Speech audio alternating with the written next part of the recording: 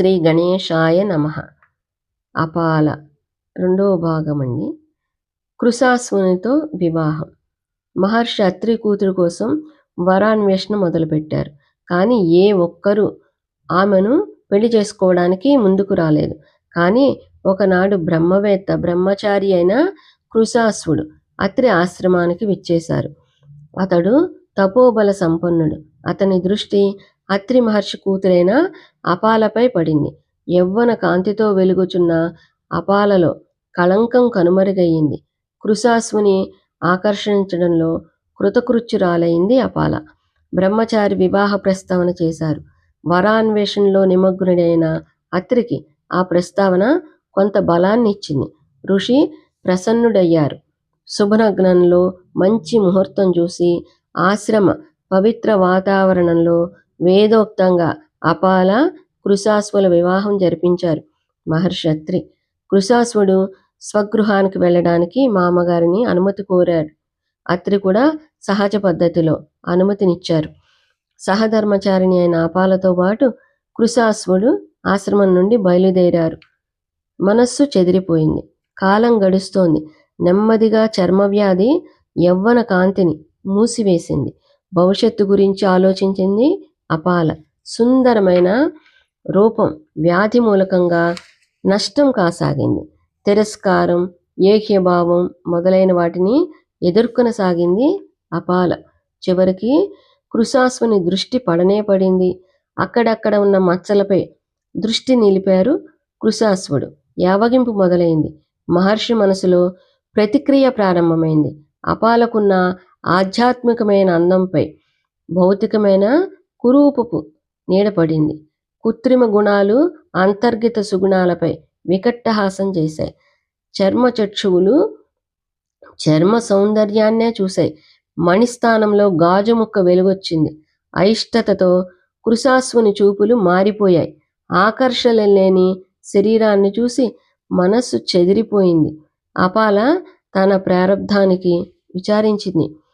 తన వివేకంతో ఈ సమస్యను ఎదుర్కోవాలని అనుకుంది. కానీ సత్వగుణంపై తమోగుణం తిరుగుబాటు చేసింది.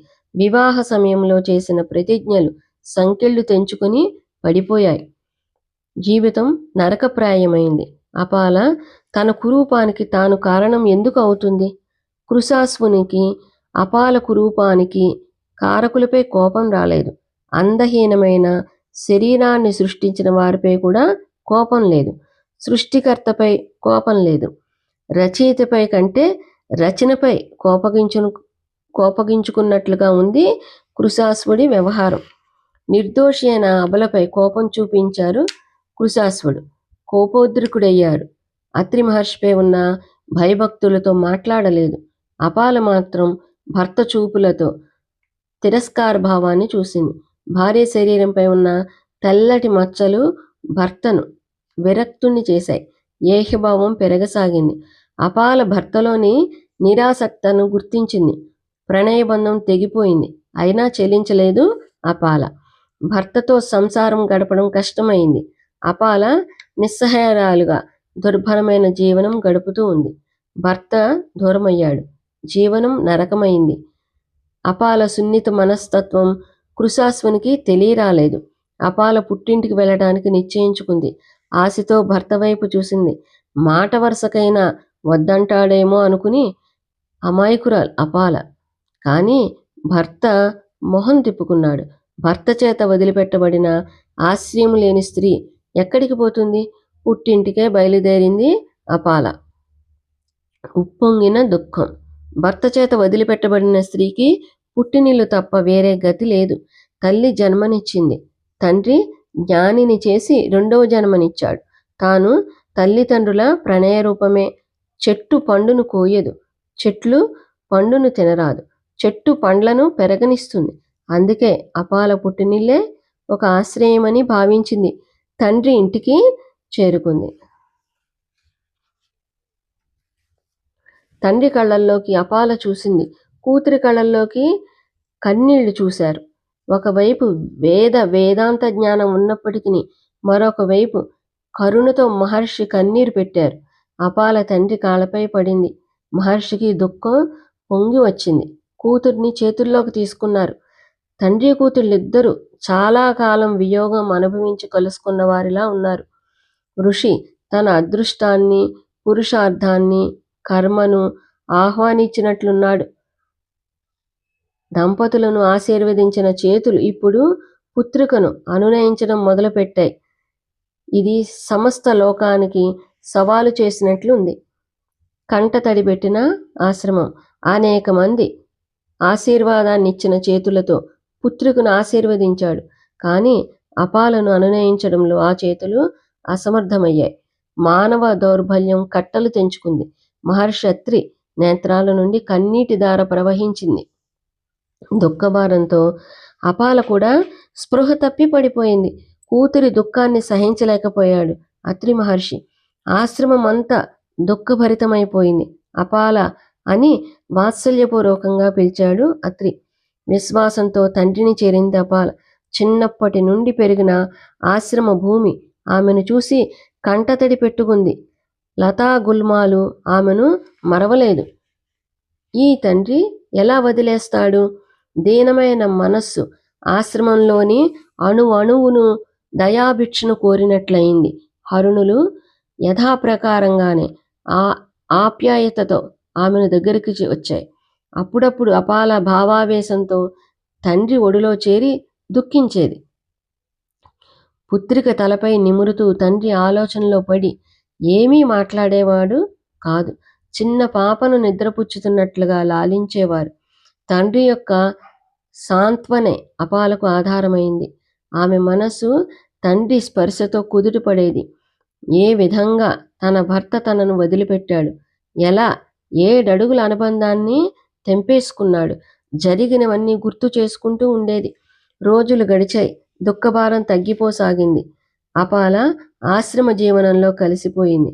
ఆమె జీవితంలో వైవాహిక జీవితం ఒక అధ్యాయంగా ముగిసింది. తన పూర్వపు జీవితానికి అలవాటు పడింది. మహర్షి అత్రి కొంత ఉపశమనంతో ఉన్న అపాలతో వాత్సల్యంతో కూడిన గంభీర స్వరంతో అన్నారు. అపాల, ఈ లోకం నిన్ను వదిలేసిన ఈ తండ్రి నిన్ను ఎలా వదిలేస్తాడు? నీవు నాకు అప్పటికీ ఇప్పటికీ ఎప్పటికీ నా అపాలవే. అపాల లేచి కూర్చుంది. ఆమె భుజంపై చేయి వేసి వాత్సల్యంతో నీవు ఇక్కడే ఉండు అన్నారు మహర్షి అత్రి. నిత్యమైన దాని గురించి ఆలోచించు. అపాల తండ్రి మాటలను అర్థం చేసుకుంది, కానీ మాట్లాడలేదు. మళ్ళీ ఋషి అన్నారు, రూపదోషం వల్ల జ్ఞానానికి ఆటంకం ఏముంటుంది? ఆత్మకు ఏమీ తేడా లేదు. తండ్రిని చూస్తూ ఉంది అపాల. తండ్రి యాగవేదిక నుండి పైకి వస్తున్న పొగను చూస్తూ ఇలా అన్నారు, అపాల, నీవు నిత్యమైన దాన్ని గురించి ఆలోచించు. నిత్య చింతనతో అనిత్యం నష్టమైపోతుంది. అపాల నిశ్శబ్దంగా వింటూనే ఉంది. చిరునవ్వుతో మహర్షి అన్నారు, నీవు తపస్సు చేయి. అపాల మారు మాట్లాడలేదు. అలసిపోయిన బాటసారికి ఆశ్రమం నీడలో శాంతి దొరుకుతుంది. కాసేపాగి ఋషి అన్నారు, నీవు తపస్సు చెయ్యాల్సిందే. నేను తపస్సు చేస్తాను. అపాల, శరీర దోష కారణంగా నీ భర్త నిన్ను వదిలేశారు. శరీరానికి ఉండవలసిన అందం లేని కారణంగా నిన్ను వదిలిపెట్టాడు. ఆ అందమనే గుణం అనిత్యం. ఘోరమైన చీకటిలో శరీర సౌందర్యం కనిపించదు. అపాల నేలచూపులు చూస్తూ నేను తపస్సు చేస్తాను అన్నది.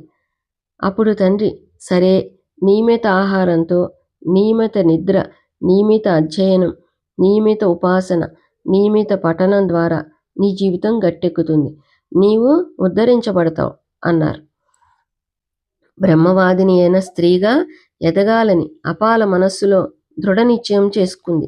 తండ్రి పాదాలకు పూజ చేసింది. బాధ లేకుండా ప్రశాంతంగా ఉంది. ఆమెలో నవచైతన్యం వచ్చింది. ఆమెను చూసి తండ్రి ఆనందపడ్డారు. పక్షుల కలకలారావాలతో, జింకల గెంతులతో ఆశ్రమం అలరారింది. అపాల ఇంద్రోపాసనకు ఉపక్రమించింది. యోగంలో సూర్యునికి ఆర్ఘ్యం ఇచ్చింది. మనస్సు పవిత్రమైంది. భర్తపై ద్వేషం లేదు. ఆమె మానవ దౌర్బల్యాన్ని విడిచిపెట్టేసింది. అపాల స్నానానికి బయలుదేరింది. చంకలో నీళ్ల బిందుతో ఉంది. దారిలో సోమలత కనిపించింది. ప్రత్యక్షమైన ఇంద్రుడు. ఆహా! సోమలత! అపాలకు ఆశ్చర్యం వేసింది. ఆలోచనలో పడింది. సోమపానం ద్వారా ఇంద్రుడు ప్రసన్నుడవుతాడు అనుకుంది. సోమలతతో ఇలా అంది. సోమా, నిన్ను సమర్థుడైన ఇంద్రుని కోసం తీసుకుంటున్నాను. నీళ్లబిందెను పక్కన పెట్టింది. సోమలతను తీసుకుంది. వెంటనే ఇంద్రుణ్ణి ఆహ్వానించింది. ఇంద్రా, నీవు పరమ తేజస్వివి, వీరుడివి. నీవు సోమాన్ని స్వీకరించు. నిన్ను ప్రత్యక్షంగా చూడాలని అనుకుంటున్నాను. అపాల ఆహ్వానంపై ఇంద్రుడు ప్రత్యక్షమయ్యాడు. అపాల ఇంద్రుణ్ణి పూజించింది. అపాలతో పాటు ఇంద్రుడు కూడా ఆశ్రమానికి వెళ్ళాడు. శ్రద్ధాభక్తులతో ఇంద్రునికి ఆహారాన్ని అందించింది. ఇంద్రుడు సంతోషపడ్డాడు. సోమలత నుంచి రసం తీయడానికి రాయి కనిపించలేదు. ఆలోచనలో పడింది. వెంటనే నోట్లో పెట్టుకుంది. పళ్ళతో దాన్ని నలగగొట్టి రసాన్ని తీసింది. ఇంద్రుడు అపాల శ్రద్ధాభక్తులకు సంతుష్టుడయ్యాడు. నోటి నుండి కారిన సోమరసాన్ని ఇంద్రునికి సమర్పించింది. సోమపానం చేసిన ఇంద్రుడు ప్రసన్నుడయ్యాడు. అపాల ఇంద్రుణ్ణి ఇలా ప్రార్థించింది. ఓ ఇంద్రా, నన్ను మధుర వాణితో అలంకరించండి, సంపదలు ప్రసాదించండి. నేను నా భర్త చేత వదిలిపెట్టబడి మీ శరణు కోరాను. ఓ ఇంద్రా, నన్ను దోషరహితగా చేసి నా సౌందర్యాన్ని ఇనుమడింపచేయండి. 3 వరాలు కావాలి. ఓ ఇంద్ర, నాకు 3 వరాలు ఇవ్వండి. అందులో మొదటిది, నా తండ్రికున్న బట్టతలను కేశవంతంగా చెయ్యండి. రెండవది, బంజరు భూమిగానున్న మా క్షేత్రాన్ని సస్యశ్యామలంగా చేయండి. మూడవది, ముఖ్యమైనది, నా చర్మ వ్యాధిని నివారించండి. నన్ను సూర్య సమాన తేజోవతిగా చెయ్యండి అని కోరింది అపాల.